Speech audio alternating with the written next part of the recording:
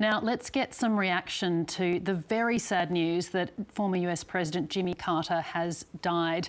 Our American in Oz, Sara James, joins us now. Sara, thanks so much for joining us with this terribly sad news. Can you tell us, what will Jimmy Carter be most remembered for? Well, ironically, although he was 39th president of the United States, Steph, he'll probably be most remembered for everything that he did after he lost. And so we're going right back to 1976 to 1980. Of course, he was followed by Ronald Reagan. And but to tell a little bit about his presidency, and then I'll explain why he's remembered so much for what happened after. It was a busy 4 years. I mean, there were the SALT Accords. This is the Strategic Arms Limitation talks between the United States and the former Soviet Union, then Soviet Union. You had you had Camp David, the peace accords that happened during his tenure. But as those 4 years went on, and of course he followed the Gerald Ford administration, which followed Nixon. So there was a little bit of that post-Watergate flavor to the early years of his administration.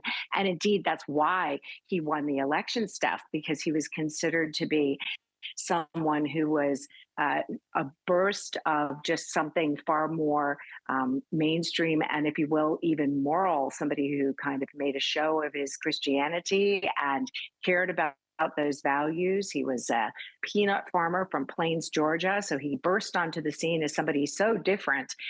But as his years went on, he grew more and more unpopular. He dealt with an energy crisis, sky-high gas prices. There was also the Iran hostage crisis, and indeed those hostages did not come home until Ronald Reagan took office. So all of these things are happening on his watch. So why do I say he's more remembered for what happened afterwards? Well, he went on to create the Carter Center for Human Rights, Peace and Human Rights, and he indeed won the Nobel Peace Prize in 2002. I met him back in the 1980s with one of the other things that he was most famous for. I was working as a reporter in Charlotte, North Carolina, and Jimmy Carter and his wife, Rosalind, came to Charlotte to work with Habitat for Humanity. And I was a volunteer among many.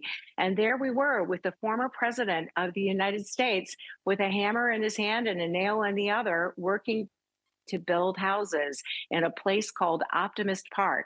And that is how I will remember former President Carter, because he was a cheerful, friendly person who, quite shy, I would say, in some ways, but who was keen to do things with the power of his presidency to take the kind of halo effect that you get as a former president of the United States and put that to work.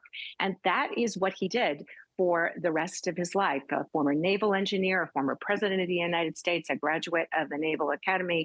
And here he was building houses in Optimist Park in North Carolina in the 80s. He did a lot of work for Habitat for Humanity. He did many humanitarian efforts around the world. He wrote quite a few books. So he will be remembered for that. And if you wonder how he got all that time, well, he lived to be 100 years old. And knowing that he was a lifelong Democrat, I would point out two other things. He would have been delighted that he got to vote for Kamala Harris, although she did not win.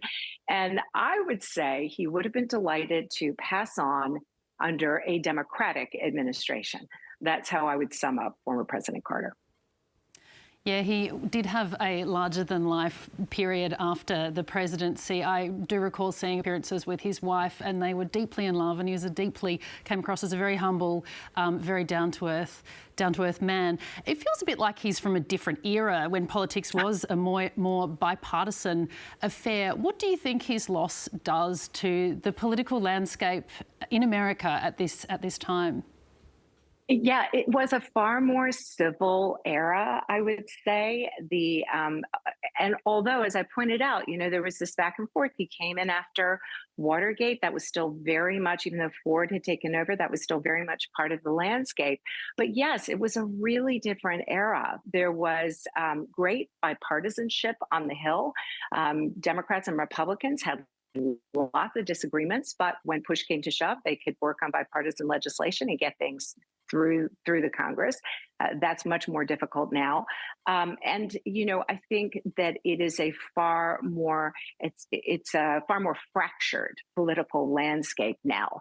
I think, if anything, it could serve as a reminder of what that presidency can offer when the president is finished with his, or perhaps ultimately her, term, when they can take the power of that spotlight and move on to do many other things. And this, as I said, that was just probably the legacy that he himself was the most proud of, creating the Carter Center, going on humanitarian missions around the world, not all of them successful, but taking time to focus on the issues that I think were really key and central to his values as a person.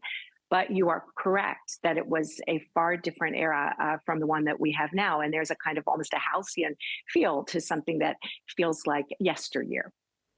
Sarah James, thank you for your time. Pleasure.